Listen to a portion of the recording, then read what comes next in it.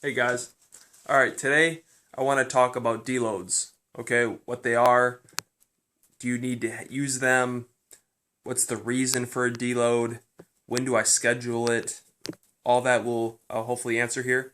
So, there's a lot of confusion about deloads. People think you don't need them at all. I used to never take deloads, but on that same note, my training really always kind of stayed the same. I mean, I was getting stronger, but not to the point on how I am when I'm utilizing deloads in training. So first, definition of a deload. My definition, okay, everybody has their own kind of tweaks to what they believe in deloads, or a taper you might hear also is a little bit different, but a deload for me is usually 50% volume, but the same intensity. Intensity means the weight or the load that you're using. So for example, say on squats, you're doing 315 for 4 sets of 4. So for a deload, for a deload week, you would come in, you would do same weight 315, but you would only do 2 sets of 4. So 50% volume because you're doing half the amount of sets, but the same intensity, volume slash weight that you've been lifting it throughout the cycle. So that's my definition of a deload. And usually through that whole week, you do that on all the movements. Usually, okay. There's all different. It's all the whole. It depends mostly on a lot of things, but an easy kind of generalized recommendation: 50% volume, 100% intensity. You can lower the intensity if you can't recover,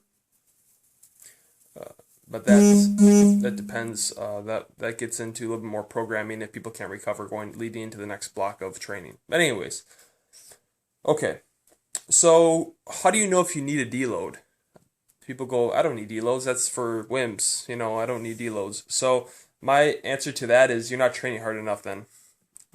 So the reason for a deload is because you've been overreaching for a amount of time for a week or usually a week or two maybe, and you can't recover, and you're training and you're accumulating too much fatigue and you can't recover, so then it interrupts and stops the overload principle.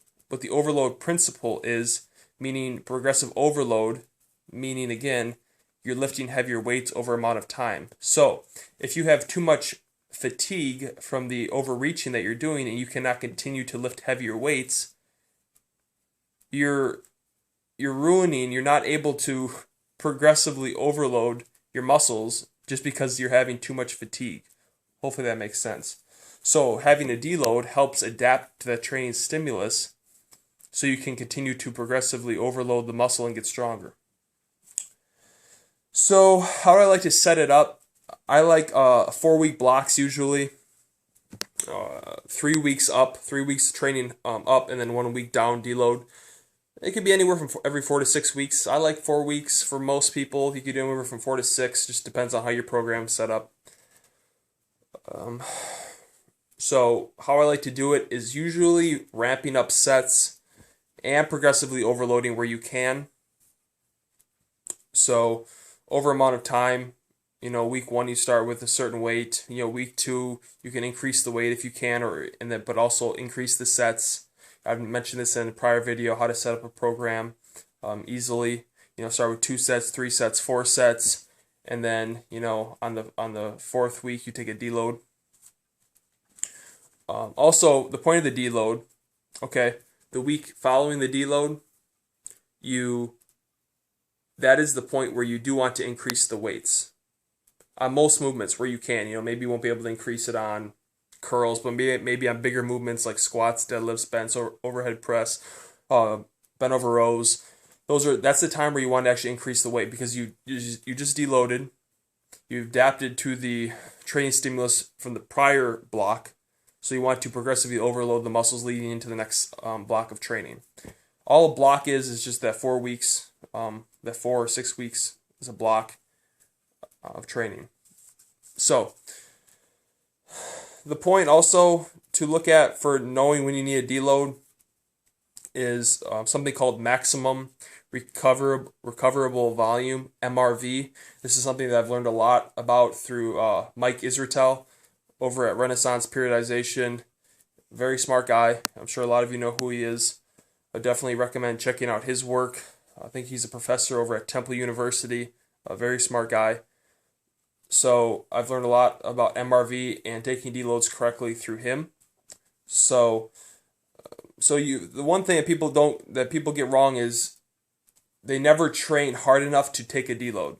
So either they never take a deload because they think it's for wimps, or they just take a deload because they saw it in a magazine and they think they should take it. But you have to have the reason to take a deload. Okay, you don't just take a deload because I don't know, I just take a deload this week. You actually have to have that in your program and have that overreaching phase. So, for example, if you have a line on where you think you can recover, and week 1 you're here, week 2 you're here, week 3 you go above that recovery line, that's the point of where you're functionally overreaching and you need to deload. And during that deload, that's where you adapt to that training stimulus, especially the overreaching phase, so you can continue to get stronger. So, you don't want to not be able to progressively overload because of all the accumulated fatigue. So that's mostly the reason for the deload. That's pretty much it. I think I pretty much covered everything I wanted to talk about. So just make sure you take a deload usually every 4 to 6 weeks.